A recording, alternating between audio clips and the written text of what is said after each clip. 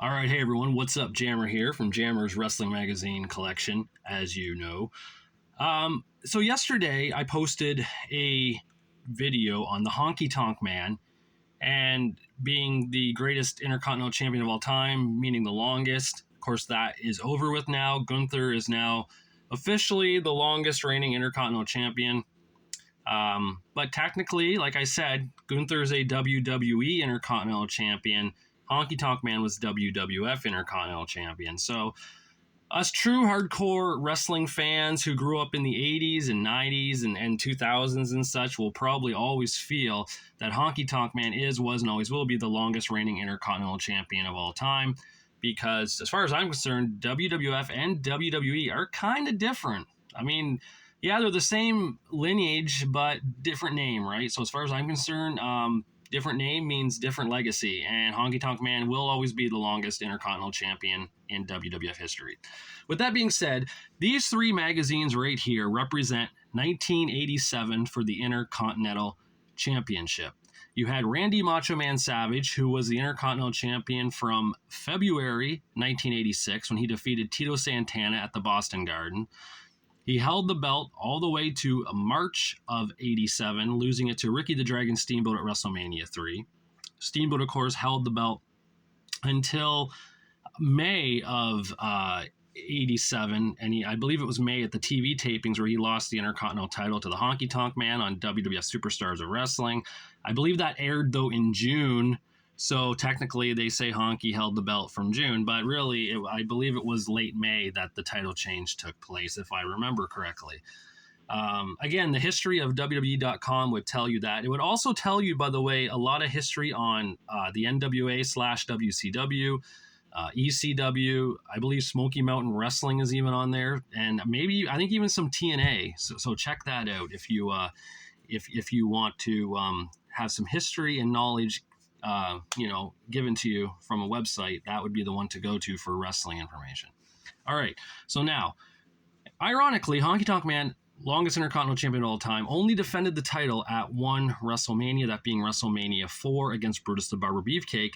Randy Savage, who is, held the Intercontinental title for a year and a month or so, actually defended it at two WrestleManias. WrestleMania 2, he defended it against George the Animal Steele in New York City for the first third of the WrestleMania 2 event, and of course at WrestleMania 3 against Ricky the Dragon Steamboat right there.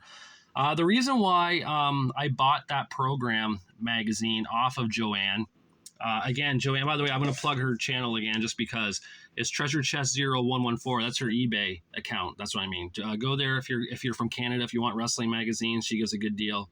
Go there, check her out, and see what you can do and see what kind of deals you guys can work out. But I wanted the program with Ricky Steamboat. I don't collect programs really, but I wanted it because I believe, as far as I know, it's the only cover with Ricky Steamboat with the Intercontinental title. He never made the cover of the WWF magazine with the title. So the closest you're going to get is the program magazine. And like I said, I don't collect the program magazines. They're kind of pointless to me. There's not a lot in them. There's I guess the point was if you went to the live event, you could buy it there, kind of like a souvenir, and you can bring it home with you. You could also order them out of the WWF magazine too. They had like a back issue in there, so you could just buy them that way as well. But like I said, I was never big on programs, but that one I had to get Steamboat with the Intercontinental title. So yeah, 1987, those are your three Intercontinental Champions. Now I'm thinking about going through my magazines and finding all the covers I have of the Intercontinental Champions and seeing how many I actually do have with said wrestler with the belt. I'm kind of curious. Like I said, I have a lot of stuff from 1980 through 2000. Not everything. I'm missing a lot from 80 and 81. I think 82, I have everything upwards except for like the odd magazine. Sports Review Wrestling, I'm missing a few in 85, I think, but not too much. So I'm going to actually go through and see what I can find for the wrestlers holding the titles. I'll do a video on that eventually. That's going to take me a while, so I have to go through a lot of magazines, but I think it'd be fun. I always loved the Intercontinental Championship, and with it being talked about so much right now in the wrestling world, It's kind of overshadowing the whole CM Punk situation, getting fired from AEW right now, because wrestling fans cannot believe that Gunther is now the longest reigning Intercontinental Champion. A lot of positive talk about it, a lot of negative talk. So I guess that's good. At least people are talking about the belt again, which means the belt has some prestige again, because for a while there, it wasn't really that prestigious at all, right? Depending who held it and what they were doing with it. And but now it's good to see it is back in the spotlight again. It main evented on Raw. Gunther and Chad Gable was the main event for the Intercontinental title. So that was cool. So it's good to see that once again the Intercontinental title is taking a shine. Unfortunately, the shine isn't on the titles in these pictures, because from my understanding, when Randy Savage was Intercontinental Champion, he put some sort of varnish or turpentine or something on the title to clean it. It took the shine away and made it a very dull Intercontinental title. And the funny thing is that they just got that title. Tito Santana only had it for a matter of months before dropping it to Savage, and Savage, made it look kind of dull by accident.